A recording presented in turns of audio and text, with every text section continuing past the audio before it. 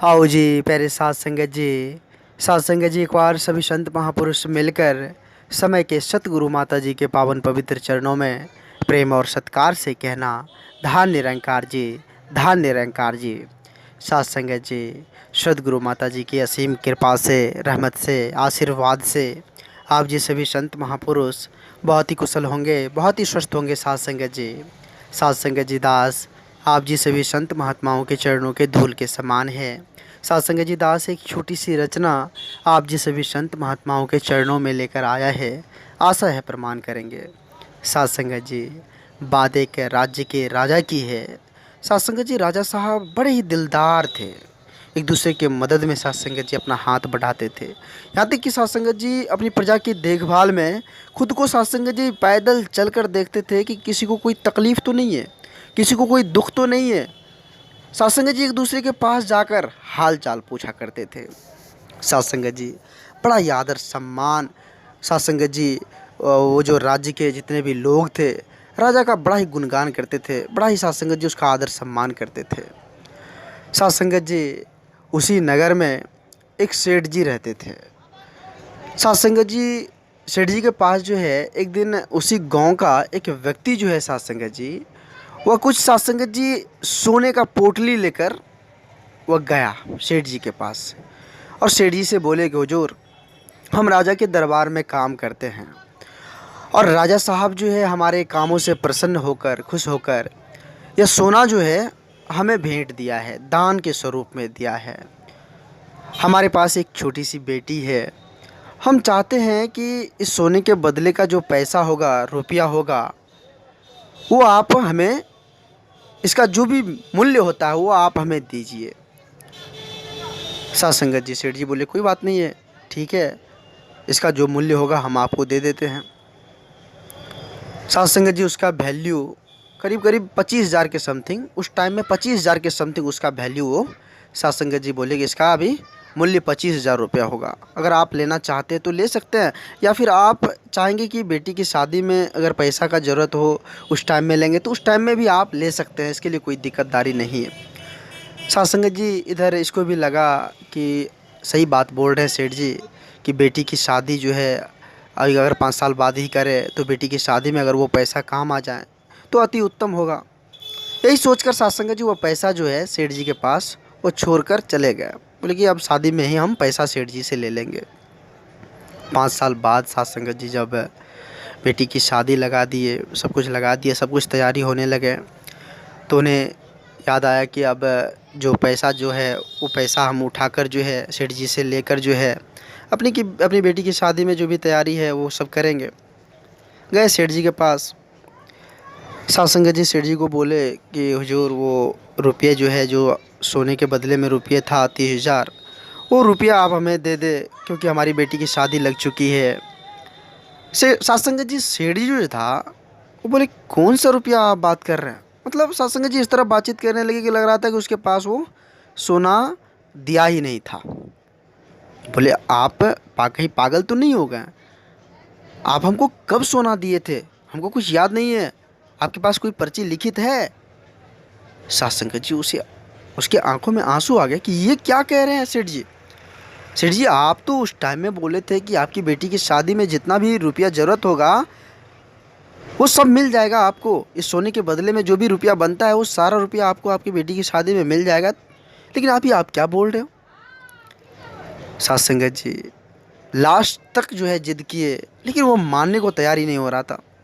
अब करे तो करे क्या, इसके पास तो कोई ऑप्शन है ही नहीं। साथ संगत जी, साथ संगत जी चले गए राजा साहब के पास। शिकायत था, राजा साहब के पास फ़ौरन गए। साथ संगत जी राजा साहब को सारी आप बीती सुनाई कि हुजूर, मेरे साथ इस तरह की जो भेदभाव वो सेठ जी कर रहे हैं, हमारा कुछ रुपये पैसे जो बनता है उसके पास वो रुपये जो, मतलब सारी आप बीती जो है वो राजा साहब को सुना दिए।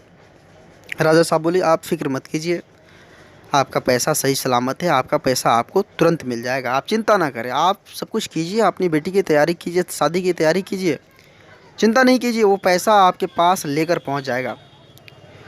आप एक काम कीजिए, आप जो है आज जो है उसी रास्ते से होकर जो है जहाँ उसकी दुकान है उसी रास्ते से होकर हम कहीं जाएंगे, आप उसके दुकान के आगे में खड़े रहिएगा।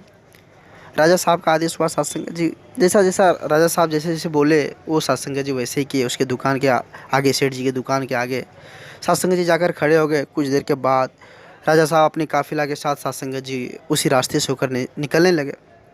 जब उसके दुकान के आगे गए सत्संग जी, तो राजा साहब उसे सेठ जी को देखते हुए बोले कि अरे दोस्त, तुम यहाँ क्या कर रहे हो? उस व्यक्ति को बोले सत्संग जी राजा साहब, अरे दोस्त, तुम यहाँ क्या कर रहे हो? चलो कहीं घूमने के लिए चलते हैं आज, आओ तुम बैठो मेरे साथ। सत्संग जी वह सेठ जी जो यह सब दृश्य देख रहा था, तो उसके मन में तरह तरह का विचार चल रहा था कि राजा साहब का दोस्त है और इसके साथ हमने इस तरह का अभद्र भाषा का प्रयोग किया और उसका हम जो है सोना हड़प लिया। उसके दिमाग में चलने लगा सत्संग, कहीं राजा साहब से यह शिकायत ना कर दे और मेरा सब कुछ जो है नाश ना करवा दे। सत्संग जी कुछ दूर आगे गए।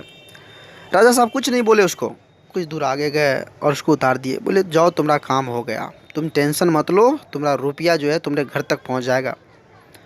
ऐसा ही हुआ। सत्संग जी कुछ देर के बाद जो है और सेठ जी जो है फ़ौरन चले गए सत्संग जी उसके पास कि हुजूर देखिए, हम जो है वो जो पेज था, पन्ना था, बहुत ही अंदर में दबा हुआ था, वो डायरी दबा हुआ था जिसमें आपका नाम लिखा हुआ था।